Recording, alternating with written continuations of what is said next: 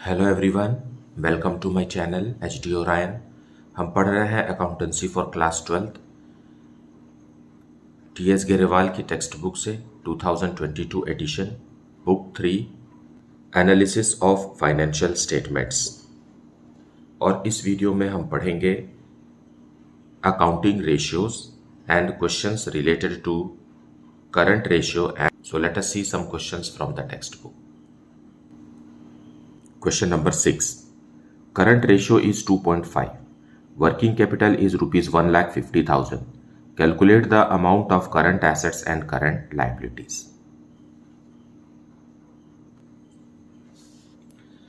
So solution 6 and current ratio हमें दिया हुआ है which is equal to 2.5:1. Fine. और हमें वर्किंग कैपिटल दिया हुआ है क्वेश्चन में and working capital is equal to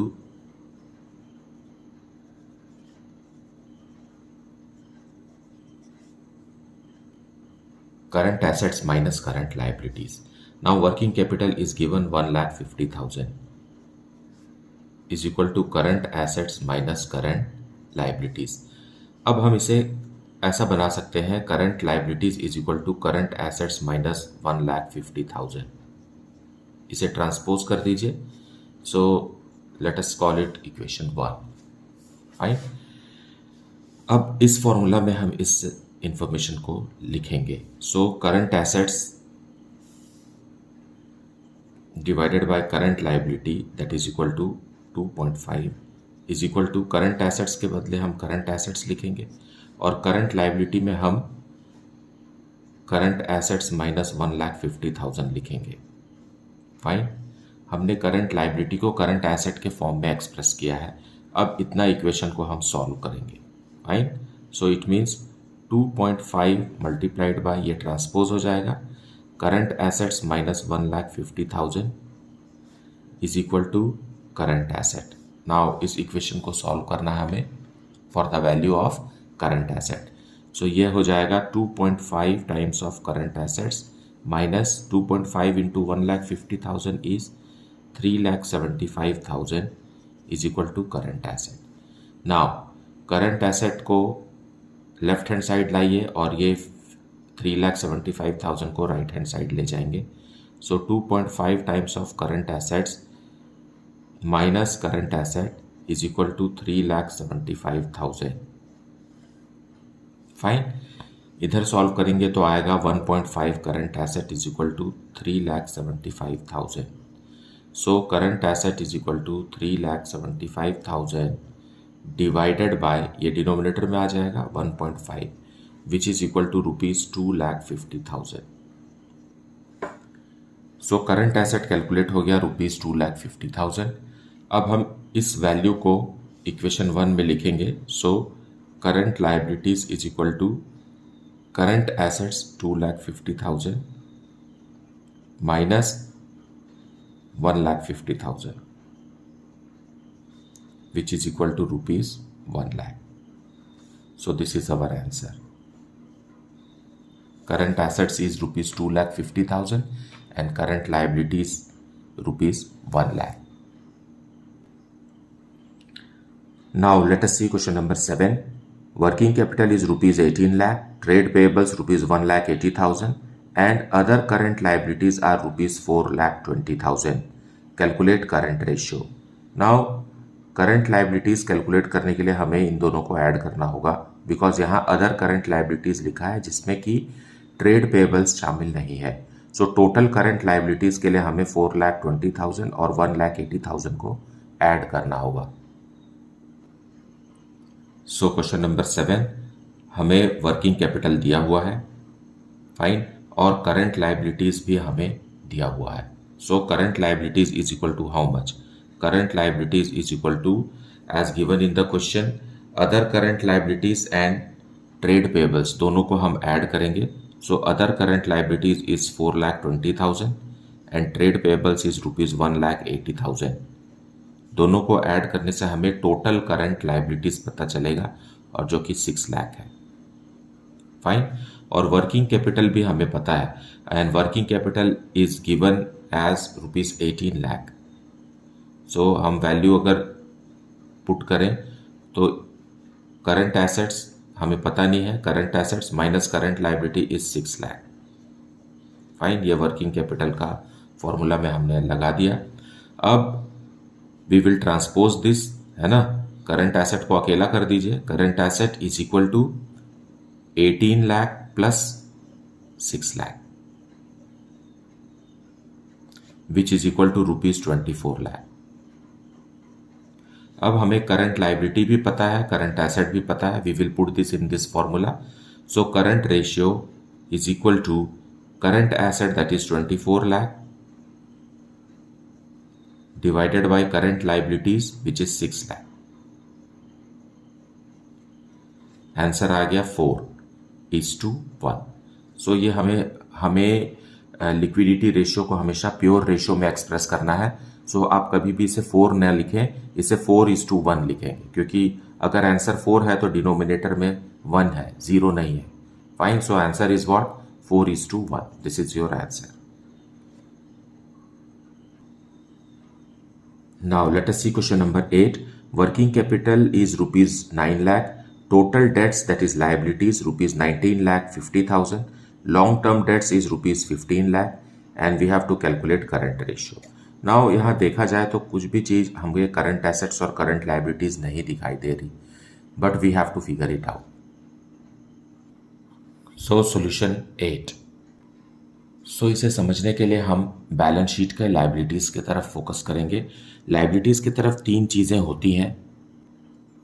पहला होता है शेयर होल्डर्स फंड, दूसरा होता है नॉन करंट लाइबिलिटीज़ और तीसरा होता है करंट लाइबिलिटीज़।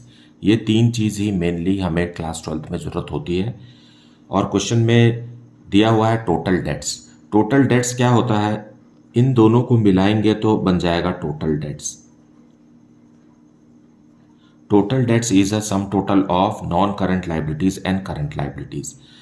अब टोटल डेट्स हमें दिया हुआ है 19,50,000 और साथ में दिया हुआ है नॉन करंट लाइबिलिटीज है, that is long term debts दिया हुआ है 15 लाख का। सो नॉन करंट लाइबिलिटीज में ही लॉन्ग टर्म डेट्स आएगा, ये होगा ₹15 लाख का। फाइन, और इन दोनों को मिला करके टोटल डेट्स दिया हुआ है ₹19,50,000। सो यहाँ पर जो मिसिंग फिगर है वो करंट लाइबिलिटी है। सो 19,50,000 minus 15 lakh is ₹4,50,000। So this way you can figure out current liability. Fine, या अगर हम इक्वेशन में दिखाना चाहें तो क्या होगा, total debts is equal to non current liabilities plus current liabilities. Therefore current liabilities is equal to, इसे आप इधर ले जाइए, total debts minus non current liabilities. इसी इक्वेशन में हमने रख करके करंट लाइबिलिटीज फिगर आउट किया है, दैट इज 4,50,000। फाइन, अब वर्किंग कैपिटल का वैल्यू दिया हुआ है। Working capital is equal to current assets minus current liabilities. Working capital है 9 लाख जैसा कि क्वेश्चन में दिया हुआ है, और करंट एसेट हमें पता नहीं है। करंट लाइबिलिटीज हमने निकाल लिया है ₹4,50,000। सो आप करंट एसेट कैलकुलेट कर सकते हैं। करंट एसेट को अकेला छोड़िए, इसे ट्रांसपोज कर दीजिए इधर। So 9 lakh plus 4,50,000,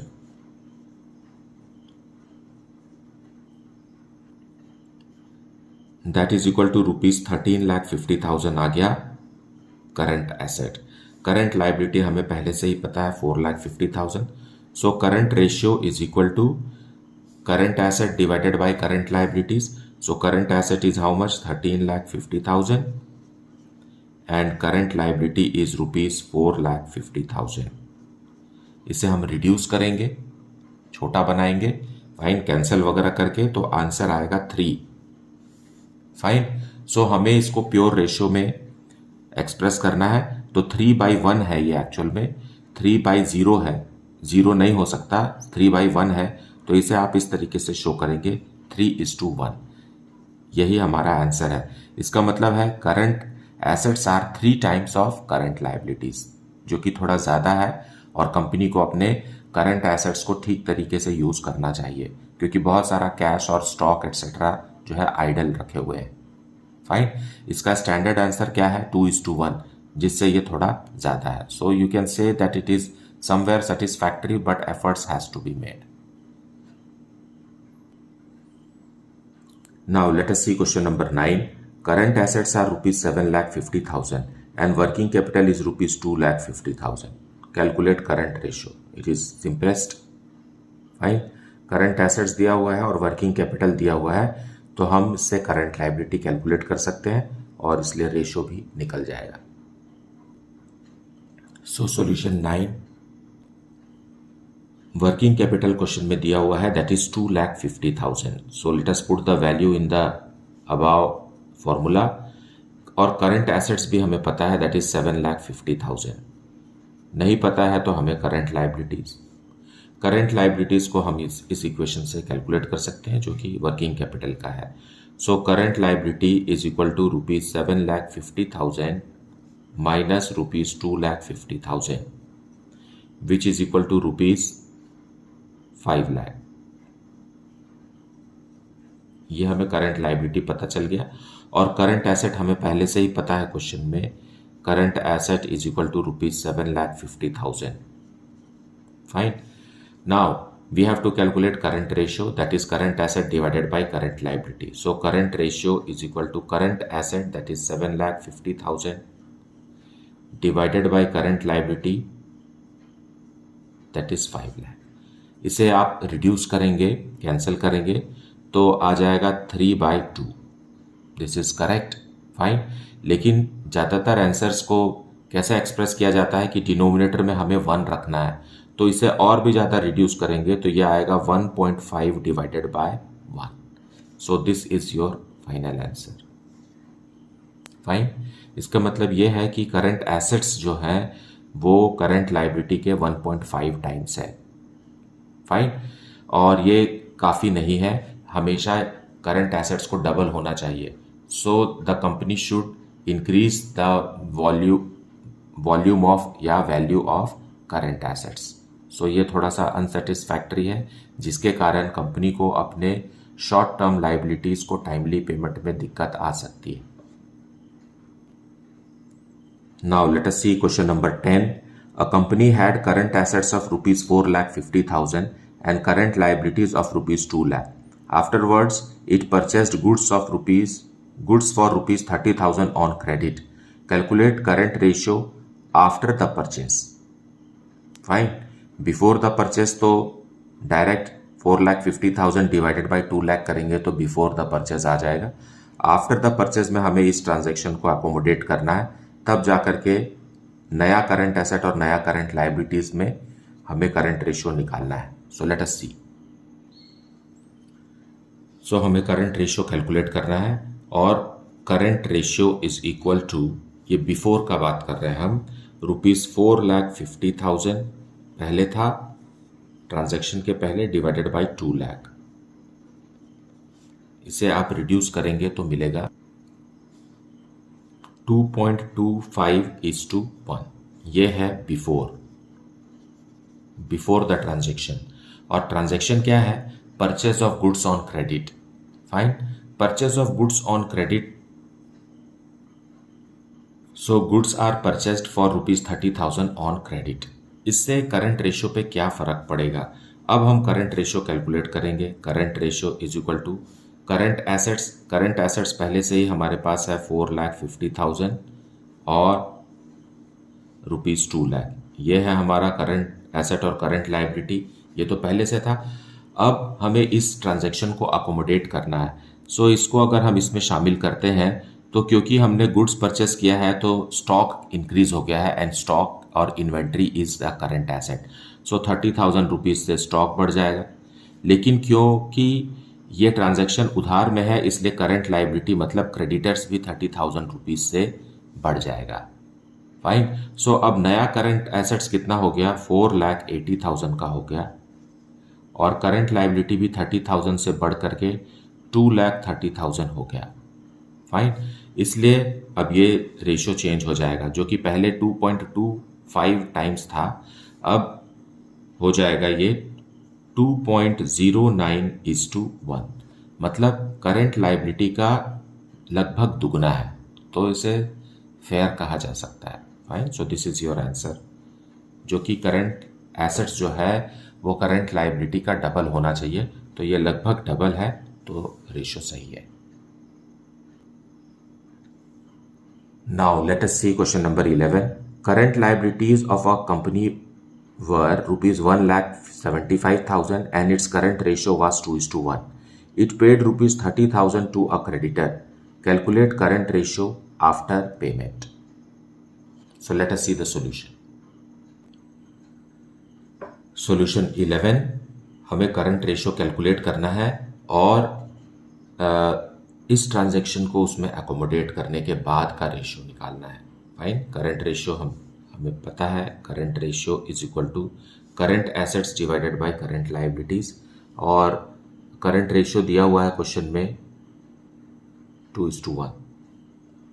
fine, it is 2:1, और करंट एसेट हमें पता नहीं है, लेकिन करंट लाइबिलिटी दिया हुआ है रुपीज 1,75,000।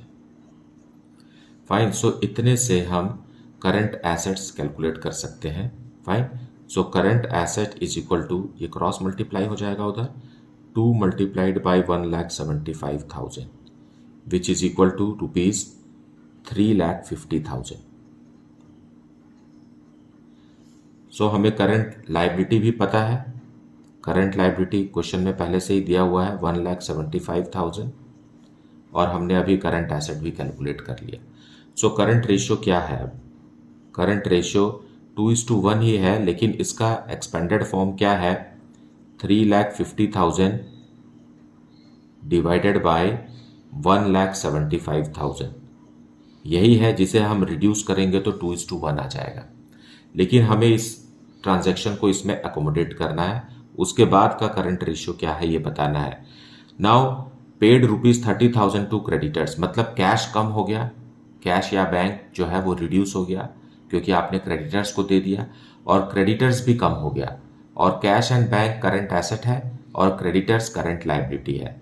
तो न्यूमरेटर से हम बैंक कम कर रहे हैं, बैंक या कैश कम कर रहे हैं, तो 30,000 कम हो जाएगा, और लाइबिलिटीज जो कि डिनोमिनेटर में है उससे हम क्रेडिटर्स को कम करेंगे क्योंकि उनको पेमेंट हो गया है। तो अब नया करंट एसेट और करंट लाइबिलिटी आ गया, रुपीज 3,20,000 का करंट एसेट हो गया और नया लाइबिलिटी हो गया रुपीज 1,45,000 का। इसे आप रिड्यूस करेंगे तो आएगा 2.21:1। फाइन, इसका मतलब ये है कि current assets is 2.21 times of current liability. हमेशा ध्यान दीजिए कि आपको डिनोमिनेटर में 1 आना चाहिए, तभी आप इसे कंपेयर कर सकते हैं कि करंट एसेट्स जो है वो करंट लाइबिलिटी का कितना टाइम्स है। फाइन, लेकिन हम इसे प्योर रेशियो में एक्सप्रेस करते हैं, रेशियो में, that is this current asset is to current liability, और करंट लाइबिलिटी को हमेशा हम यूनिट रखते हैं, 1 रखते हैं। Fine, so this is your answer. So यहाँ कंपनी चाहे तो अपने करंट एसेट को थोड़ा कम भी कर सकती है क्योंकि वो 2 से ज़्यादा है, थोड़ा सा ज़्यादा है।